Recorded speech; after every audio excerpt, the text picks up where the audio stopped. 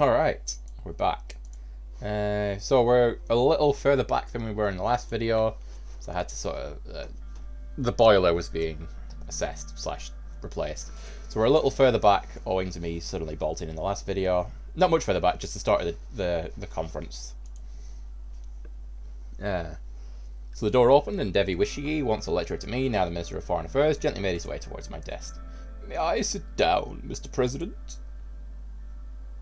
"Of course, it's a pleasure to see you, Mr. Wisich." "Likewise, we have so much ahead of us to accomplish this." He slowly sat down, taking care not to aggravate the arthritis in his knees. He'd always had an air of gravitas about him, and old age had only served to deepen that. After he settled, he regarded me with delight, his blue eyes sparkling. "Look at you, Anton, the 4th President of Swordland. What a privilege for me." He sounds a bit too like the old lady. I had a better voice for him last time, and I can't remember what I did. "I still remember the first day you took my class at Hull State University. Somehow the inexplicable ebb and flow of life has led us here, to positions where we can change the course of history. This is our opportunity to shape the future, and we will do precisely that. I'm looking forward to our new foreign policy. I'm looking forward to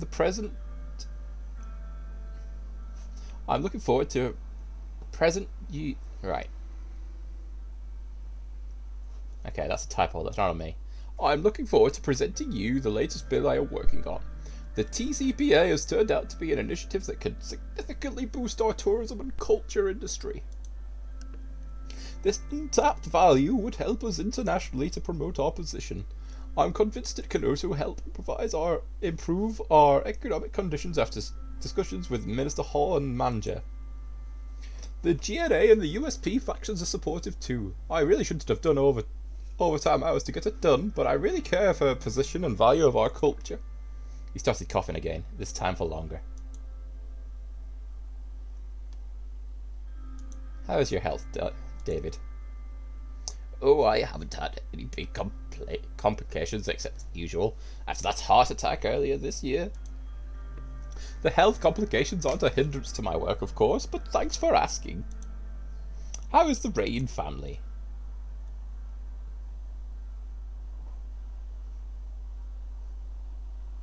Yeah, Frank never liked the spotlight, so that hasn't changed. As time passes, I realise family is the most important thing in life. We must take care of them. The door opened. Joseph and Lucian joined us for the briefing as the tall case clock hit the hour mark.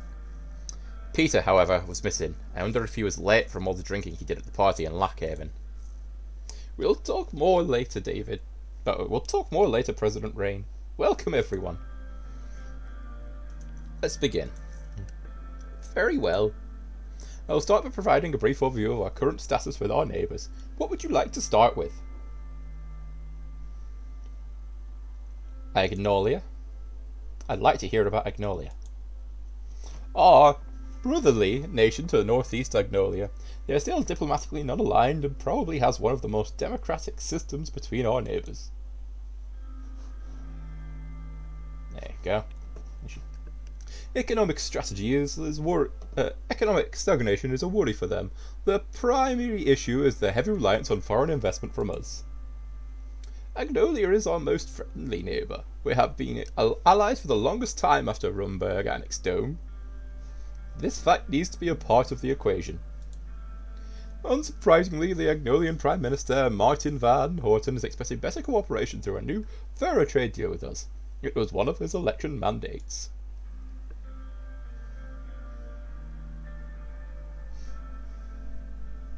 A more comprehensive trade deal does sound beneficial to all sides. I think so. Maybe I'm wrong. Both sides could gain from it, but Agnolia has more to win than us. They want to protect their weaker industries, which we are profiting from selling our goods to. Additionally, the latest number indicates that currently 1 million Anglo-Swedish citizens live in the Agland region of Swordland, which creates a link between foreign policy and our internal affairs. These people have sufficient socioeconomically These people have suffered socioeconomically, which led them to crime and other problems. Fuck, I can't remember the voice, but I know it wasn't. In addition, a relaxed immigration policy was one of Agnolia's main requests, which is unacceptable. Most of the migrants in our country haven't even assimilated into Swedish culture. Adding more won't help. I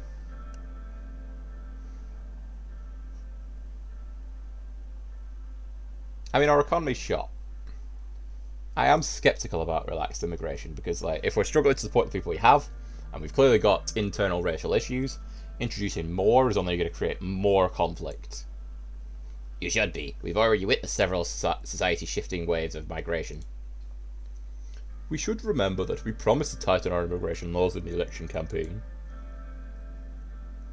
I want to know more about Valksland. Our cousins of old across the Markian Sea wish to have good relations with us. As we all know, Valksland is a socialist republic aligned with the United Contana. They are an important regional player. It's also the most significant sea power in eastern Mercopia. We had hostile relations with them after several wars in the 19th century, which we wouldn't want to experience again. Recently, the relationship has warmed up thanks to Emmerich Hegel. As a result, diplomatic talks can be conducted in the future.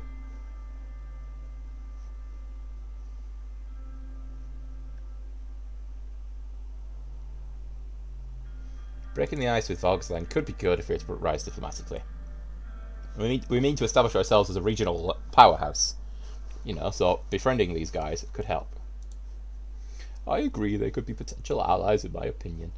The situation in the region necessitates that we find allies. They haven't been in good standing with us for the past 200 years. Recently they have also joined the Communist Contana Security Pact, subjugating themselves to United Contana. On top of that, territorial issues have been flaring up between Agnolia and Valgasland because of the Hagi Island. The Swedish Navy is very concerned with this volatile situation. Lucian looks slightly worried. Unfortunately, billions of Swedish ren worth of cargo is transported close to Valgasland maritime borders, on the Markian Sea and the Grey Strait. This causes significant risk to our imports and exports in the case of a deterioration in relations. So the strait is of high strategic value to us. This, I'm guessing. Well, more specifically, this.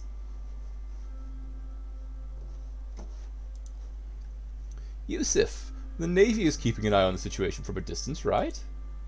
We are actively monitoring the sea routes and cargo ships. For now, there is no immediate threat, but we don't know what could happen in the future. Okay, so what's the latest situation in Wehelen? It is tumultuous in the south as always. Victor Smolkask is expanding his power among protests from Wesker people. However, he is quite positive about a normalization of relationships between our countries. So these boys... No, Wellen, here. Cool. Coolsies. Reports indicate that they have been warming up to Contan and international aid. As you know, Wellen's stability was always a concern for the region. But if we want to help them, we must not treat refugees like we did in the 30s. I still can't stomach the inhumanity those people suffered.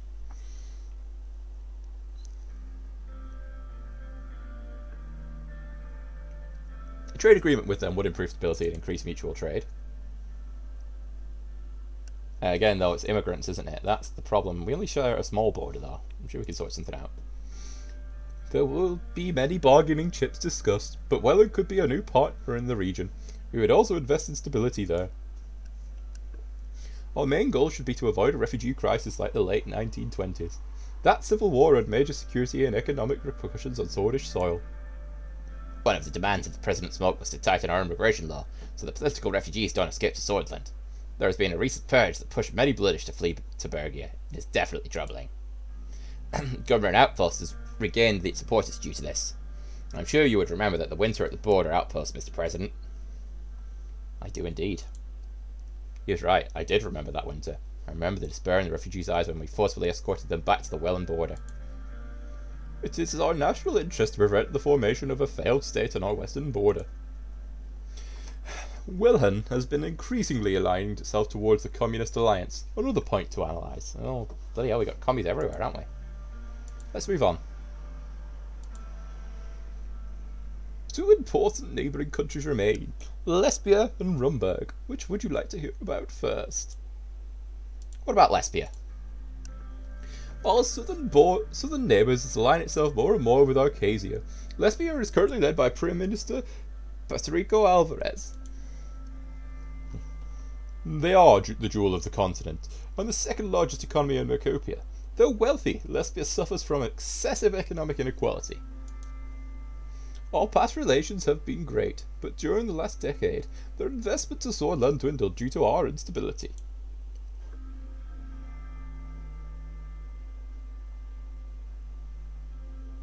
Allying with the richest region could be beneficial. It could be, but it would also mean that we would draw closer to the Arcasian bloc and nearer the Arcasian Treaty Organization. Which is my plan. I am certain that the recession has a lot to do with their retraction of investments. Once they see the money isn't in the picture, they vanish rather quickly because they are capitalists. They have shown a selfish attitude during the Welland Civil War by closing their borders and funneling refugees to cross into Swordland. Yeah, so they had a bigger border, but they forced them into our... Okay. Lucian clears his throat.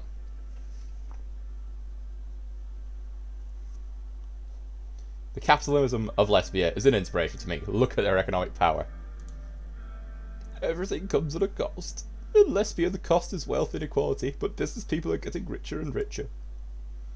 There are hundreds of very privileged oligarchs who invest inside and outside of Lesbia. Some make significant business investments in the cities of Benfi and Valgen.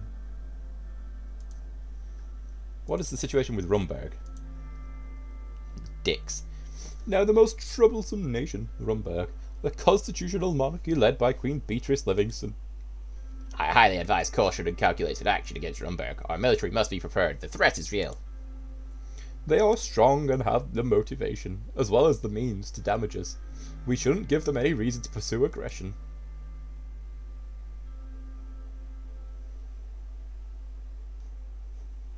I'll take your advice into consideration. These types of nations will always try to make up a casus belli, a reason to declare war. While Thornburg openly denies such claims, their past and current actions make it clear they want to destabilize us. The weapons cache found by our intelligence agency clearly show what their goals are. Our military must be steadfast, and our diplomacy valiant. Yosef looks stern and full of resolve. The Rumburg threat is one of our top priorities, you can be assured of that. We are always in dialogue with our Rumburg ambassador to make sure a channel is open to solve disputes. We could use their aggressive attitude against them by convincing the international community. We should grab the Lacavian Times newspaper and put his finger on the article about the latest diplomatic incident. Their abrupt announcement about the closure of Rumburg's consulate in Lacaven is yet another step in their escalation. This covers the overview of the current situation. We will move on to our trade choice and the response to Rumburg's diplomatic escalation. The sun began to set over the hills surrounding Lacaven. The team was ready to give advice on the new trade initiative and the response to the latest diplomatic incident with Rumburg. Peter arrived late. He looked a little rougher than usual. Must have been the drinking from last night. Hey there, folks! Excuse my delay. I'm sure I didn't miss anything we didn't already know. You were still supposed to be a part of this meeting. An hour ago. Punctuality is important. We are talking about serious subjects here.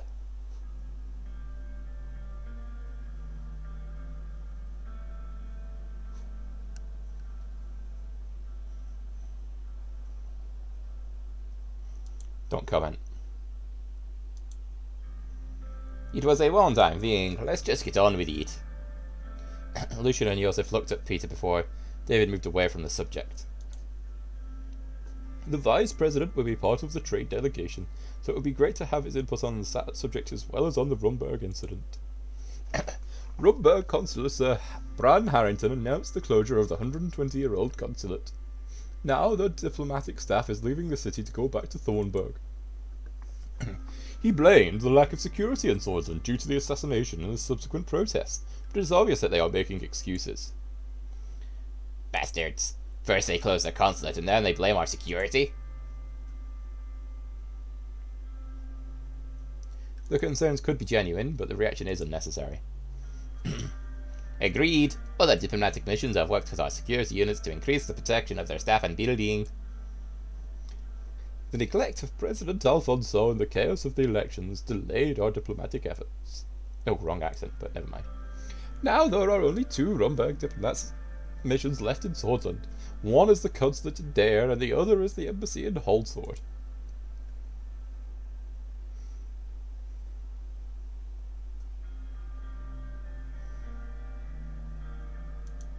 Yes, we must be strong. We can't be pushed around. All of this may be a calculated plan of action to push us into a corner and get us to act irrationally. That is my fear. They might be looking for a casus belli and are slowly spiraling downward to find reasons to wage war. Joseph Lantiel was furious. He barely kept himself from slamming the desk. There are worrying developments like smugglers' arms and the building up near the border. Our military must be buffed up to stand against a regional power like Rumberg. We either respond to this aggressive act with a diplomatic condemnation, or we retaliate by closing our consulate in Dome.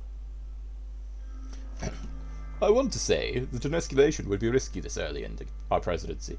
We should focus on creating a negative image of Rumberg in the international scene. The people of Swordland must be protected, no matter the cost. I say we respond equally.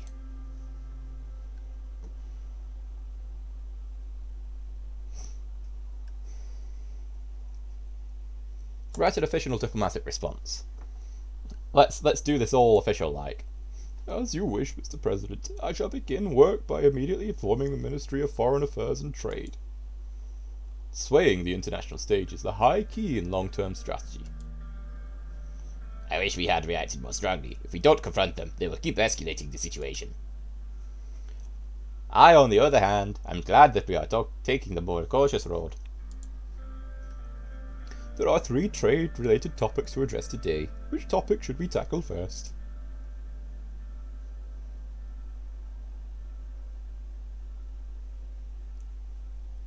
Yeah, ongoing trade negotiations with Welhen and Agnolia.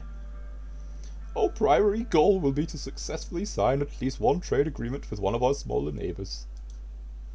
We have 2 options with our trade initiative, starting new negotiations with our old partner Agnolia to the northeast, and forming a new cooperative with Welland to the west. Tell me about Agnolia.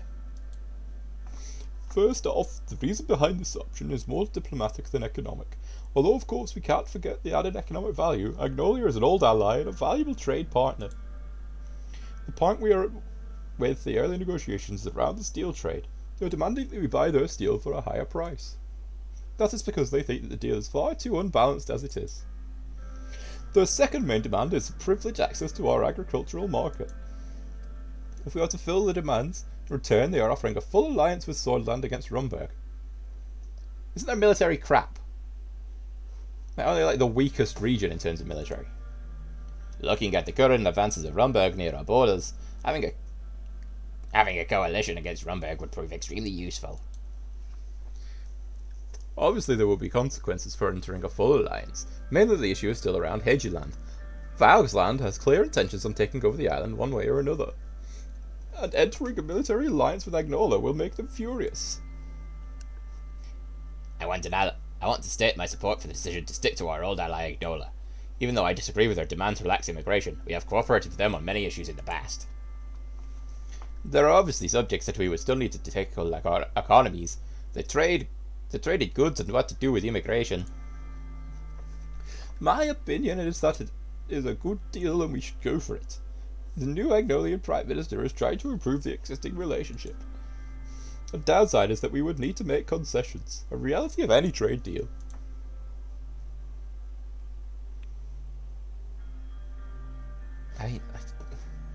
I'd be open. That would be the best outcome. If you decide that Agnola is a good option, another point is that they have a very democratic system. After the recent elections, the PM has a mandate to arrange a fair deal with us. Martin Van Houten also is an avid supporter of relaxed immigration. Since we have said we will tighten immigration, he might be reluctant. Regardless, if we are going to increase our regional influence to previous levels, we might need to make amends with our neighbours. Ultimately, the decision will be up to you as always. Tell me about Welhen.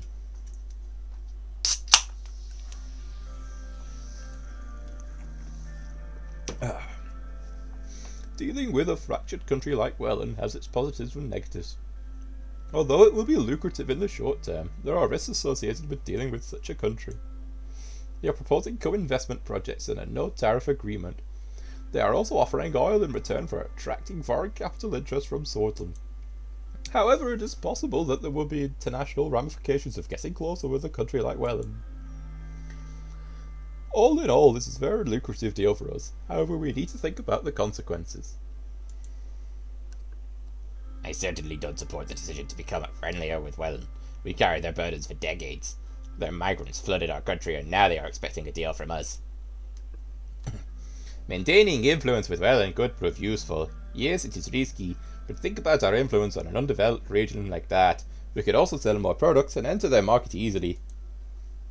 I am of the opinion that it is simply too risky. Yes, we would gain resources and immediate capital, but I'm afraid of the consequences.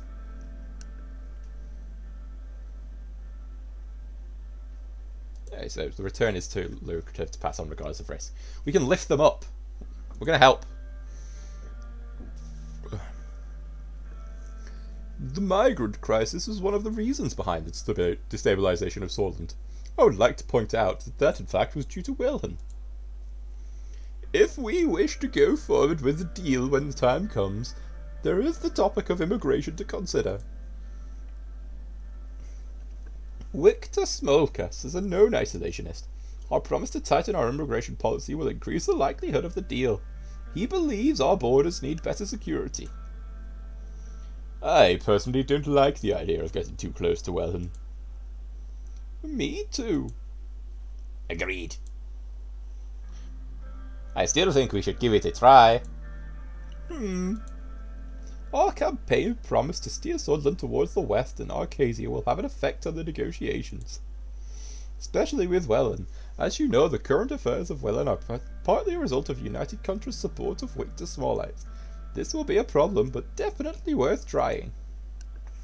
As for Agnolia, this promise has made them cautious, which might make it harder to get a good deal.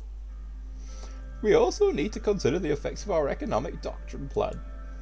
The fact that we are headed towards a market economy will have an influence. Good negotiators optimize the interest, which makes the difference become trivial, allowing both sides to reach a deal. Very true, Mr. Vector, and we have a lot of time to prepare before the scheduled visits to Welland and Agnolia. I believe this gives a brief overview of our current options. Our trade delegation will begin work towards the end of the year. We expect final negotiations and the signing of the trade agreements to happen next year. I'm very much looking forward to visiting Stahlport and Rachlewitz with party animals like David and Simon. Haha! Peter laughed. Joseph narrowed his eyes and stared at him.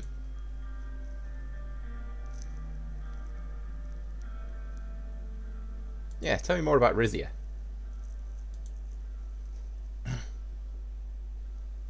Oh, they're new. The nation south of Lesbia is a centralized constitutional monarchy led by King Roman Taurus, the grandson of Queen Liza Taurus the Great and son of King Valero Taurus the Frail. The kingdom is a developed nation that wields considerable influence in southern Mercopia. Before the reign of King Valero, the country has lost some territory due to internal strife. The Alfonso government signed vital trade agreements with King Romulus Tora, benefiting both nations at a time of need. Attempts at further cooperation stalled out due to the king's blood ties to Rumburg.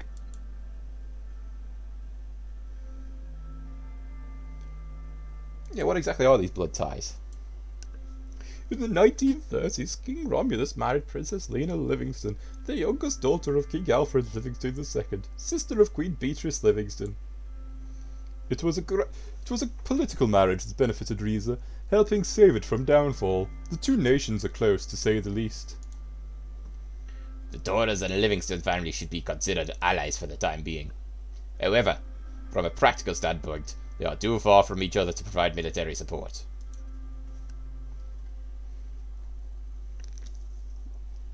Both countries are also part of the worldwide network of monarchies known as Grace.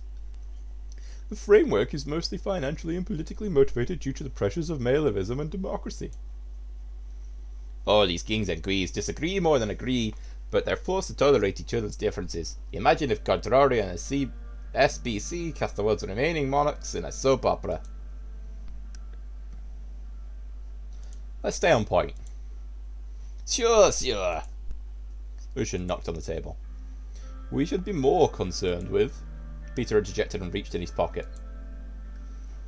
Actually, a friend of Gus called Rusty gifted me this beautiful piece of full Rizian gold coin. They say it helps you find love. Look! Peter pulled out the ornamental coin and put it on the table. It was so polished that it caught reflection of light in the room. Lucian was clearly frustrated.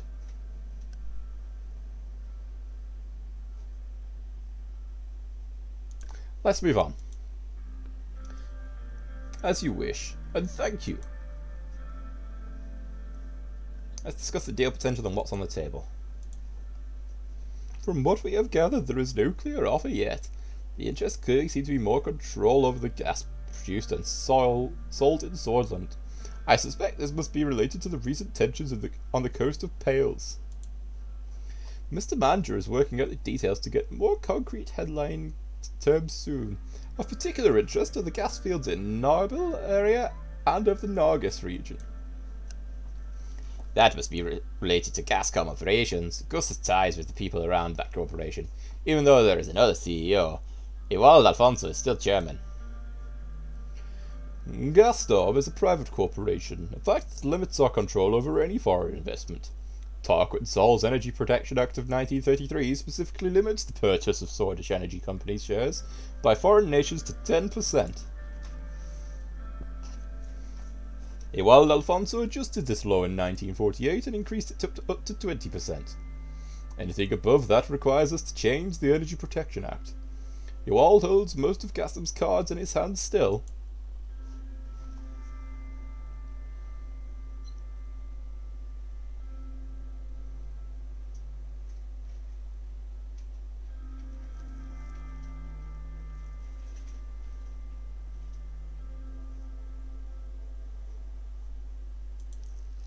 Yes, remember campaigning with him back in the day? I've got to say, his team were great to work with. Doublet Tarquin Sol was a historic moment in the USP. We had to break the status quo to get into government ourselves. I always thought Alfonso was too optimistic about his grand plans. His decision not to increase the armed forces budget for the term was unprecedented. President Sol would always fund our troops, and a little more. We helped him get to power, but also led him to his fall. Such a peaceful transition with the 53 elections, however, showed the strength of our democracy. She pulled out pen and paper and took a few notes. David coughed a bit and then continued talking. From our diplomatic channels, we can tell that Lesbia is still very interested in Swedish petrol, whereas Rumberg wants more gas resources. As a sovereign nation, we must protect our resources. Our energy independence is part of our national security concerns here. Gascom handles most of our gas production.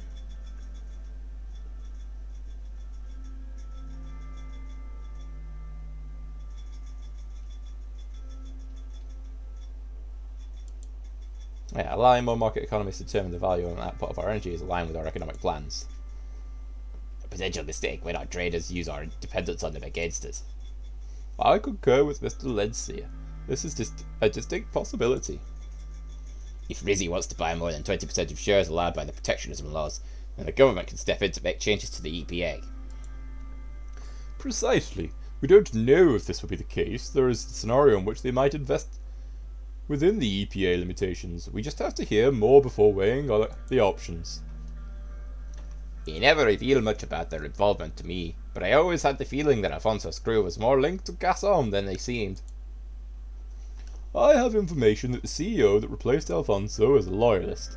Alfonso still is the chairman of Gascom and the de facto key figure. Additionally, National Business Council Chairman Michael Evenden and Minister Gus Manager have shares in the company and preside over the board.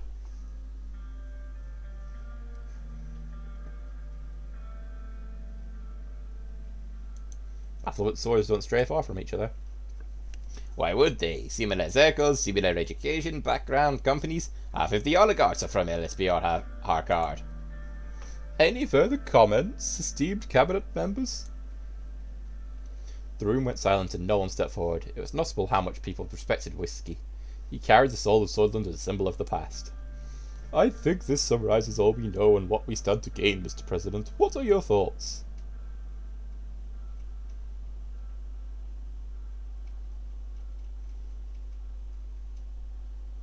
Favourable towards potential investment from Vizia into Swordland. Is that a place? Bollocks.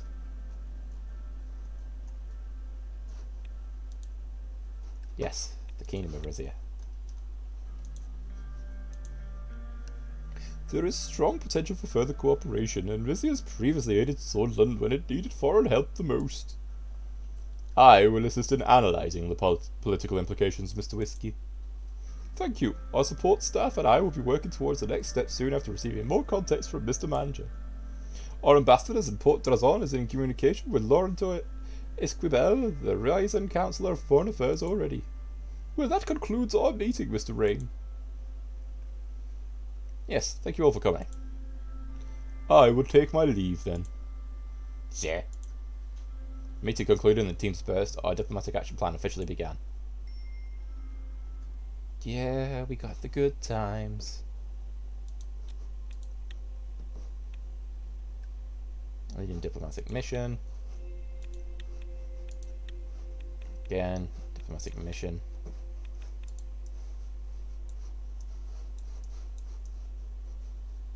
We're waiting to see on the kingdom. Just talking to our neighbours for now. Oh, hello.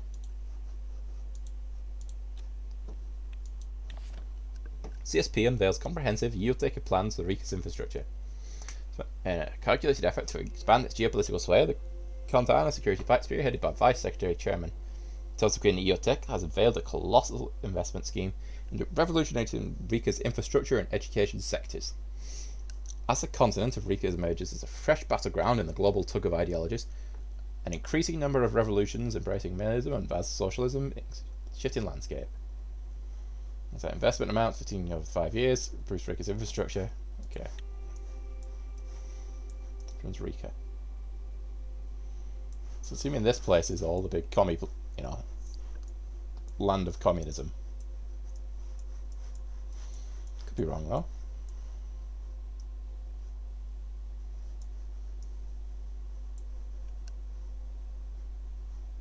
Ah, the Adani Federation is over here. They're a long old way away. Principalities, Nobruk, Kingdom. We'd be better off throwing our lot in with the commies, they're right next door. Anyway, news. During criticise the workers' rights bill. Significant development falls grant energy return.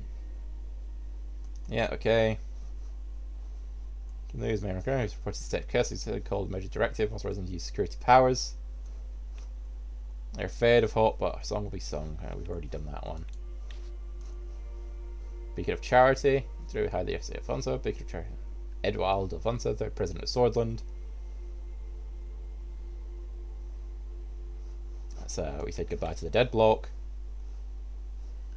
Calling for an open market. Addressing the skilled foreign workers gap. First challenge demands supply gap for skilled foreign workers to increase technological advancements. And then ability to retain foreign talent. Unrest continues. People are still rioting. Welfare issues. It's an important trade stop for the Marcan Empire.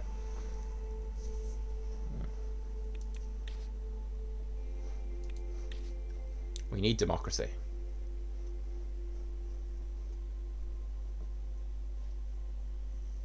Thousands attend funeral of circus. It's fine. And detentions in Riza. Swordland condemns closure.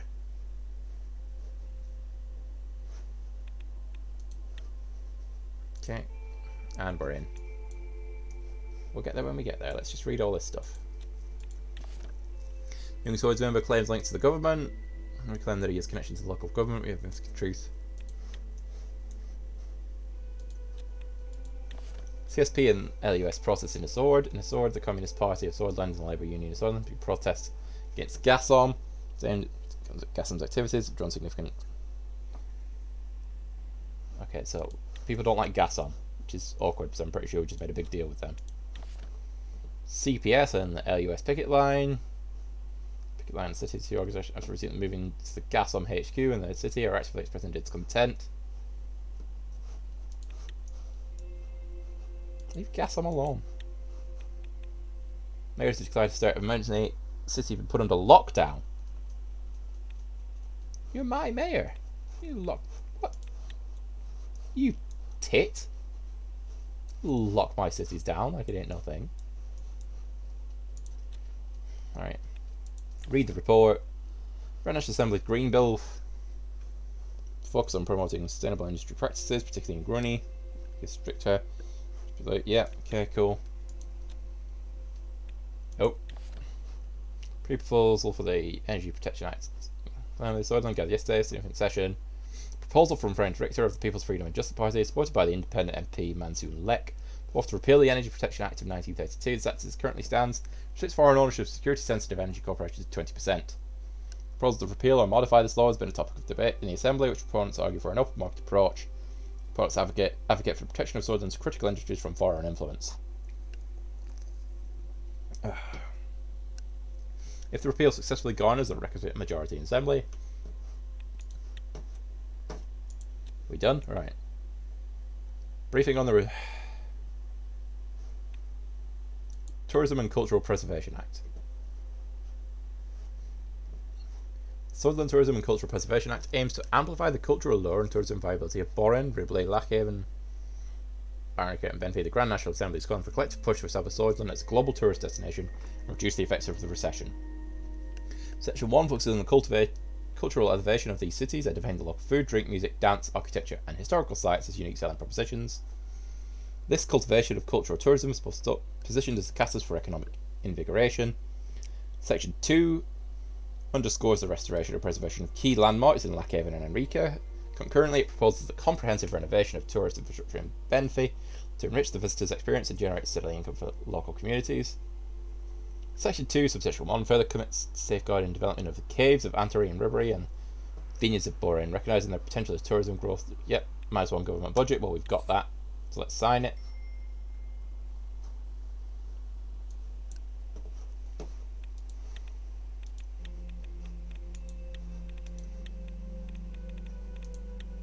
So that's certainly tourism booming, fair enough. Tourism and Cultural Preservation Act signed. Thinking about some sort of tourist journey. What do the radicals think? A step towards progress. The radicals are actually happy for once. Have a drink. Because I've been reading a lot all day because I've got like the videos that you're going to see up till this point have all been recorded in a day. As well as the Empire Total War video. Came a little early to the meeting room before anybody showed up. We had scheduled a meeting to discuss the progress of the Reform Committee regarding the new constitution. I took a seat on the centre chair in the vacant meeting room as I waited for them to show up. The reforms were slowly becoming the most significant expectation of my government. We would be changing Saul's constitution to 29. Most people nowadays blame the constitution for the outstanding problems of the country. On the other hand, the reformists in the Assembly had been getting louder about their demands. What I knew for sure was that I needed to do something about this encroaching chaos before it swallowed me. Meanwhile, Lucian, Peter and Nia had been leading the committee to prepare an initial draft for the constitutional amendments. I was intrigued to hear the results. There was a knock at the door. It was Lucian. Good afternoon, sir. Lucian arrived exactly on the hour mark again. His punctuality could almost be described as obsessive. Good afternoon, Lucian. Took a seat on the table and took out a bunch of documents, spreading them on the long table. We should begin the meeting as soon as Miss Morgan and Mr. Vice President arrives. We finally have some results from the Reform Committee. How does it look? Well, the situation is quite complicated, but I'm sure we will make it work. Just like we accomplished many things before. We'll go over the details regarding the new constitution in the meeting. A few minutes later, Peter and Nia also arrived. After a short chat, everybody sat down and took out their notes. I knew it was going to be a long meeting. There is a lot to talk about, the future of this process. Let us begin to tackle the points of contention. Nia Morgan. Mr. President, our committee meetings were really fruitful, and we're already started working on the constitutional draft with the reformists. They demanded a little too much, but we've had success with friends Richter to create a realistic draft that could potentially go through the Supreme Court. A little? They demanded to rewrite the whole Constitution! Mr. Richter's deputy even suggested removing the term sword from the Constitution completely. I also didn't like the theatrics, but the requests were definitely not outrageous. They were just not realistic in today's political circumstances. Nonetheless, Mr. Vice President, thank you for your convincing arguments. We seem to have reached common ground already.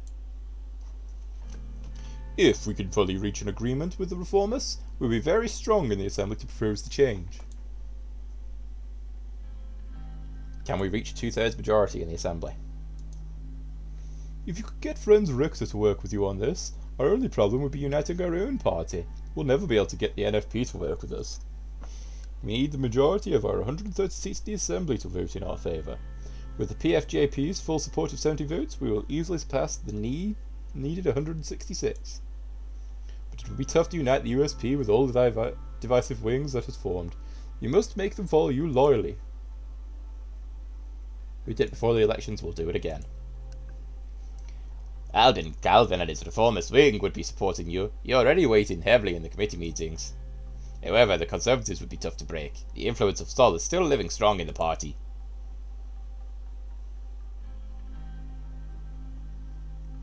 How many votes do they have? The Conservatives have around 40 seats. There are many unaligned people, and some of your loyalists might decide to show their true faces too. So we need as many of the Conservatives to support us, and there is only one person who is key to making them back us. Gloria Tory. She's well respected by the Solists. She'll be our biggest obstacle in the Assembly, and her demands will be extensive. I also have reason to think she might be in Orso's pocket. She'll be tough to break, but we will need her help to get the Conservative support. Is it possible to pass the Supreme Court? They are the biggest obstacle. Even if we pass the Assembly, the Chief Justice will do his best to block our amendments. We need at least 6 of the 11 judges to vote for our proposal, but Mr. Hawker has enormous influence over the judges. We should reach out to the judges in secret. Some of them might be willing to break ranks to support us.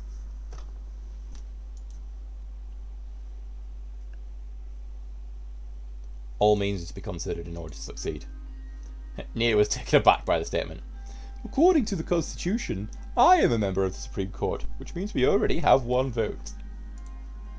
2 of the judges are friends of mine, and have similar opinion about the reforms. Consider them with me. So that's 3 votes. Who else would be willing to support the reforms? Best not mention bribes around Madam Justice. It might upset her. I think Judge Edmonds can be persuaded, and in extension, Mr. Dalton and Mr. Merton. They weren't really blinded by the Solist ideology. Yes, those 3 don't seem to be working directly with the Chief Justice Hawker. If we can get to Isabel Edmonds, we might get the 6 votes needed. That's our best bet. What are the demands? We should run down each of the main demands of the committee and get your input first. Mrs. Morgana can explain them further. We'll start with the first red line. The new constitution will fix the loophole regarding the presidential absolute veto power. Even though Mr. Richter put on a whole show about why vetoes could be completely removed, the committee has almost unanimously agreed on fixing the loopholes, thus limiting presidential vetoes. My suggestion is to add a clause detailing the methods the Assembly may override a veto with some sort of supermajority. One person should never be able to block the rest.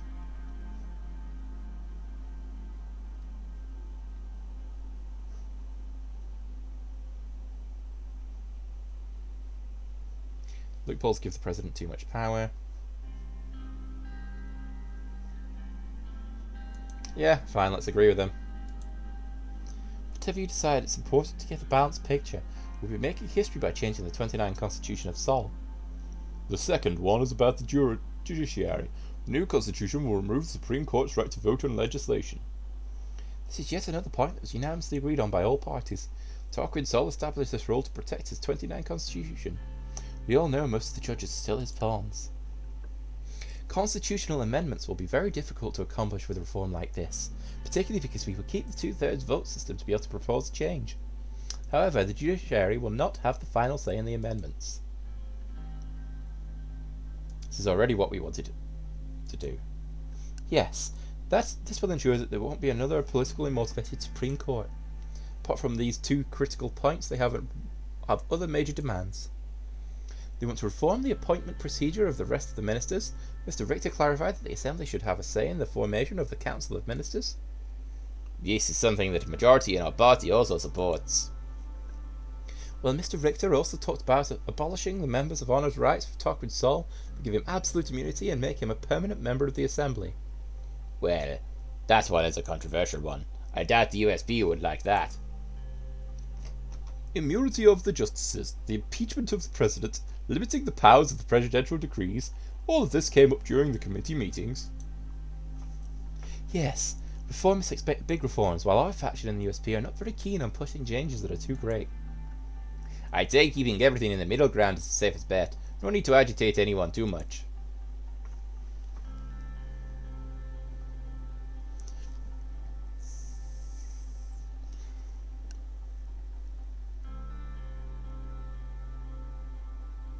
They are valid concerns that do need to be looked at. I'll keep working with them, and keep you updated, Mr. President. Well, regardless of what Mr. Rain decides, we will need to work together to push this agenda. Now we have a better picture of your intentions, sir. I will start reaching out to my contacts to make a draft that works for us. I'll present your input to the committee. In a few months you will have the draft on your desk to make the final changes yourself. I think this was yet another fruitful meeting, sir. Together we will democratize swordsland. And you have my full support, Mr. President. Ours too, of course. Yes, sir. Thank you for your time. I think this is where we'll call it, sir. Have a good day. They left the room. He doesn't sound like he's as keen on democracy as maybe he's making out.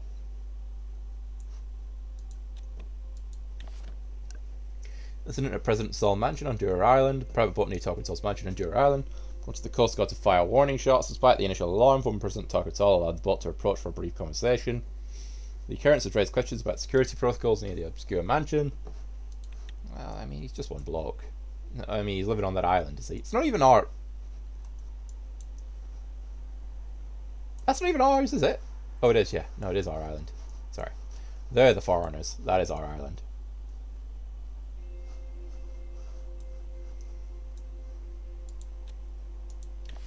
Promising industrial potential. The mayor of Conrad, Chris Shear, reports that the decision to start the construction of the L1 high-speed railway project caused industrial investors all over the country to invest money in the region near the city. The mayor is hopeful that the completion of the project will result in substantial economic growth in Conrad. Natural Preservation Protest. The Natural Preservation Foundation is protesting against the remaining coal industry, a significant contributor to storage energy. The group is voicing concern about the environmental impact of the industry. Growing momentum. Ugh. Right, economy's barely levelling out. And they want me to get rid of the coal industry.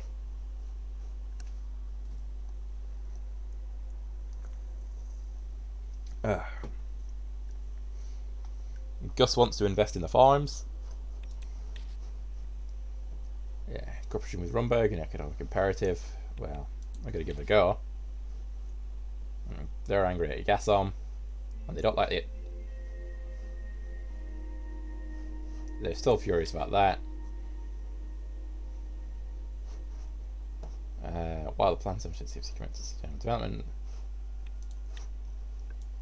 Sod it. Let's go. We need to read the L1 construction plan started by Underhall. Good, good. Railways being built. Oh, I've got to meet the Chief Justice. Oh, it's a new character that needs a new voice. My throat's really starting to hurt now. But I wanted to get to the end of Act 1. The administration had been working day and night on the overwhelming amount of issues that we were facing in the country. Departments sent several documents which required my signature so they could start working on the new decisions that were taken. After I signed dozens of them, I closed my eyes to relax for a moment. Another long day. Even though I had really wished to leave the past for the day, Lucian had earlier told me that the Chief Justice wanted to speak to me. We planned to meet in my office in 30 minutes. I waited for him, wondering what the subject he would raise. I pour some whiskey. To ease my mind a little, suddenly I heard a knock on the door. It was Lucian. Good evening, sir. Good evening, Lucian. I'm sorry that I couldn't explain the situation to you in detail earlier, sir. The Chief Justice insisted on seeing you this evening. I do not know what he has to say, but it will probably be about the new constitution. He will be coming shortly with Judge Mr. Garcia to the meeting. We shouldn't take them lightly. I think he's here to test the waters. I agree. They will probably try to get you to their side. We should. There were 3 knocks at the door. Lucian checked his watch. He looked rather worried. Livia opened the doors. Chief Justice Orson Hawker and Judge Heron Garcia entered the room. Good evening, Mr. President. I've only got so many voices. Good evening, Mr. President. It's great to see you. Evening. Welcome, Justice Garcia and Chief Justice Hawker. Good to see you indeed. Also, I gestured at the sofa in the office. May I? Please. We all took our seats on 2 opposite sofas and made ourselves comfortable.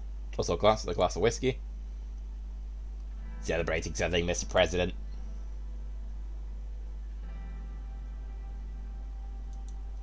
Forgive me. Would you also like to have a drink? No, thank you. Me neither, thanks. I'd like to stay as cautious and focused as I can. How are you the first couple of months, Mr. President? I hope you're faring well.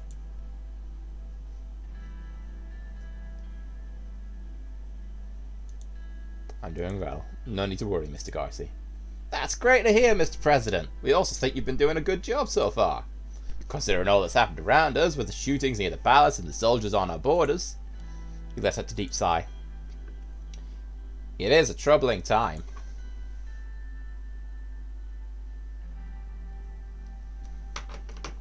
We appreciate your concerns. So, you probably know why we are here.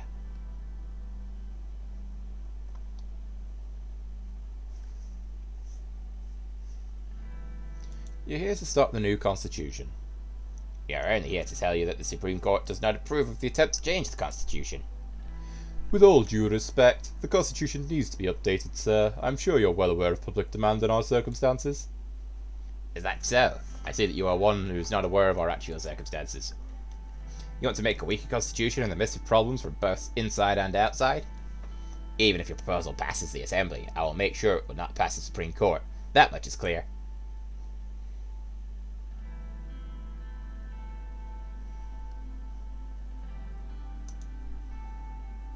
Yeah, you haven't even seen the proposal yet, Mr. Hawker. Isn't it too soon to be against it? Do you think I live under a rock, Mr. President? I know what goes on. Yet you, Mr. President, seem to be the only partially informed one about the current situation. Please let us explain the reason for our stance. I don't know what the accent is. Don't ask. Oh, please explain. We are here protecting the Constitution because it works, Mr. President. It's efficient and it gives you the authority to lead the nation with swift decisions. Swordsland has more important problems and threats that we should face right now instead of nitpicking about some paragraph of the Constitution. We have a potential war within our borders. Warsaw signalled Heron with his hand to let him speak instead. Mr. President, I know you're a busy man, so I'll make this quick. We all know the Swedish Security Force found stashes of Rumbergian weapons in the hideouts of Blundish separatists. K-74 is roaming inside Swordsland at this moment. As much as Rumberg posed a direct threat, now it's clear that they also are intervening in our country and weaponizing our minorities against us. It's not unprecedented to think the Bloods will start their terror war against terror again with their new toys. I need to fucking drink.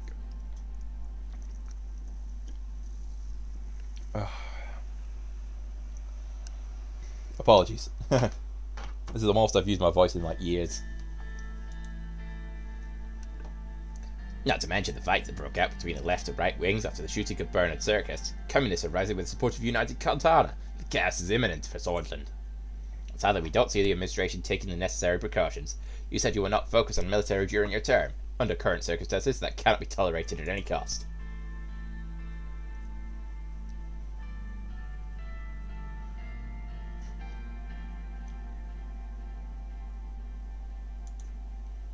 tolerate, you should be more careful with your words of choice.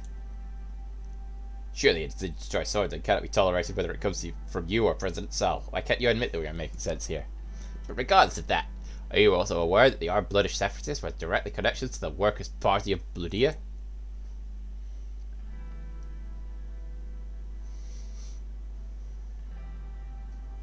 The Workers' Party is a democratic party. Unlike the militias, they are not the same. They may claim they have no ties with the separatists, but most of their number used to be part of them before they were formed for the Workers' Party of Bloodia. How about that name, Mr. President? Is it not the Workers' Party of Swordland, is it? As far as I'm aware, there is no nation called Bloodia around here. What is this all about? The only reason they are not in the Assembly is because of the electoral threshold. They have gotten quite big. They are clearly getting outside help, and their connections to the paramilitary Bloodish force cannot be denied. And all of a sudden, the reformists try to decrease the electoral threshold so that the Bloodish separatists can be legitimised in the Assembly to achieve their aims of independence. You think that's Mr. Richter's intention? I suspect his intentions are grander, but I wish the only issues were the Bloodish terrorists in Rumberg. The reformists suggest changes would also bring the communists, who are backed by Unita Contra, into the Assembly. Do you see the pattern yet?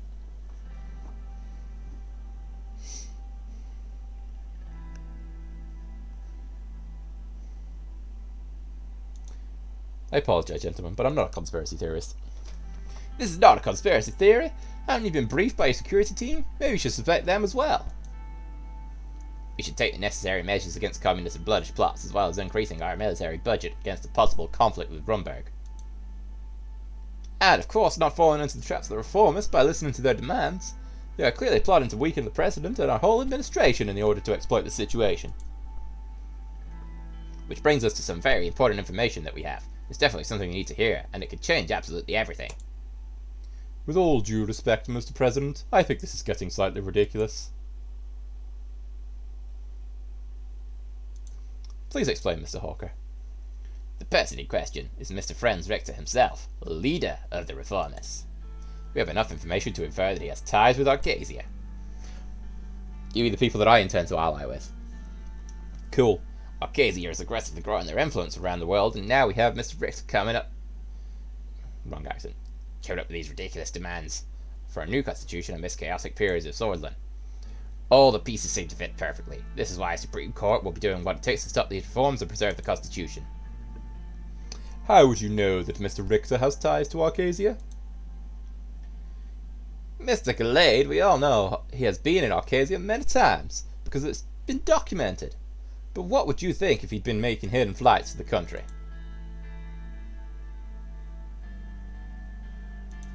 I need to know this. Please explain. He has been spotted in a hotel in Arcasia last year, where they held the Conference on Economic Development in Volatile Regions. Right around that time, he started to influence the masses into believing that our Constitution is the reason for everything bad. It's doing his voice that really hurts. Should have picked a different accent. Ugh.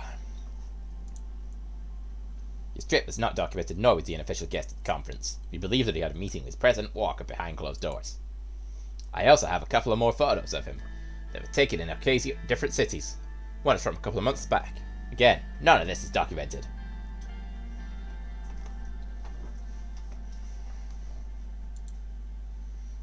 He also attended another event in Espia last week. The Arcasian Minister of Foreign Trade Affairs was there too. How did you find out about this? Medisolis were already following his lead for quite some time, Mr. President. I can't give away the identities, but I can give you the evidence. He handed me a small file. It contained official documents from the Swedish border guard, tied to dates that showed no trace of Franz Richter's name. There were clear photos of him that were taken in the conference in Arcasia, as well as remarks by lesbian and Arcasian citizens claimed to have seen him with Arcasian businessmen around the same dates. There's also an official transcript of one of his speeches where he claimed to be in Benfield on the dates of the conference in Arcasia when he was spotted. Lucian skimmed through the documents with skepticism, which slowly turned into surprise. These seem to be real. Of course they are real, Mr. Glade. These seem to suggest that Arcasia is behind the reformists. Their demands will only benefit Arcasia. They want us to have a weaker administration while we face all these threats. This is clearly a plot against Swordland. I bet Rumberg is part of their plan too. This cannot be a coincidence that they are weaponizing our minorities against us around the same time. Now you understand the reason of our current stance, and also our suspicions about your advisors, who clearly have not given you the vital information. Lucian gave him a sharp look. We appreciate the information, Mr. Hawker, but I advise against jumping to conclusions right away. We still need to check the information. There's not much time to think or check. This is clearly an emergency. In such cases, the Constitution gives the President the right to use his emergency powers. If we work together, you can be sure that the Supreme Court will not block your declaration of emergency. Do you want me to declare an emergency? I think I'm doing the wrong voice for the... I think I am doing the wrong voice, but I'm going to have to stick with it, because this one's a lot easier on the old voice box. No, it's fine. Of course, we can't wait for the process of the assembly to... you know what? I'm going with this Southern American one. Of course, we can't wait for the process of the assembly to take care of these issues. You must exercise your presidential powers for a fast and effective solution. Which means you might need to suspend parts of the Constitution to give more authority to our security forces to deal with these issues. We must officially investigate Mr. Richter as well. You could devise a strong security decree if you could base it on the Article 57 and 58, which gives the President the right to suspend parts of the Constitution to deal with national security threats. You could directly bypass the Assembly in such a situation. The only thing you need is the Supreme Court to allow that I'll try again. The only thing you need is the Supreme Court to allow the emergency to be declared, and you have our word on that. Sir, I think this is going a bit far. We shouldn't escalate things so fast. Mr. President, why don't we talk in private? Only the two of us. We can devise a plan together. I know how we could use the Constitution to our advantage. It would be more effective if Mr. Glade and Mr. Garcia leave the room before we discuss it. Sir, I advise against it.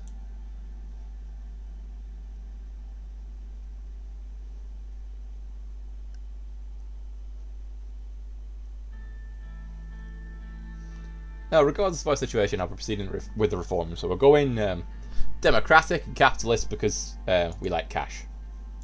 And we took quite a large bribe. Even though you're aware of our national security threats, you're making a mistake, Mr. President. We will not allow you to succeed. Like I say, they're going to have the same voice now, because, well, it hurts to do the other one.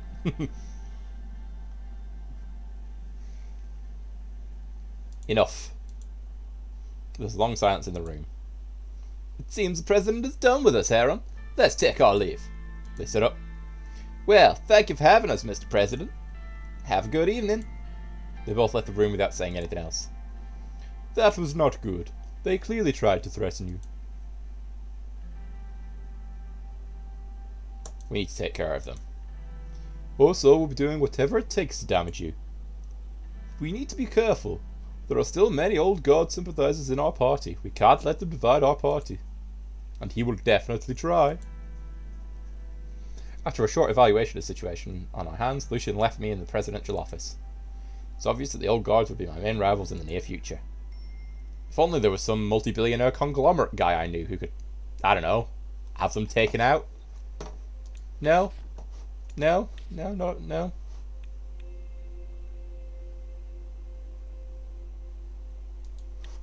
Continue. Trials of Democracy. Ooh. Spooky, scary democracy. How long have I been going? An hour. Now, I did plan to go a little longer, but with the state of my voice, I am unfortunately going to leave it there. But hopefully you've enjoyed this, and I'll see you on the next one.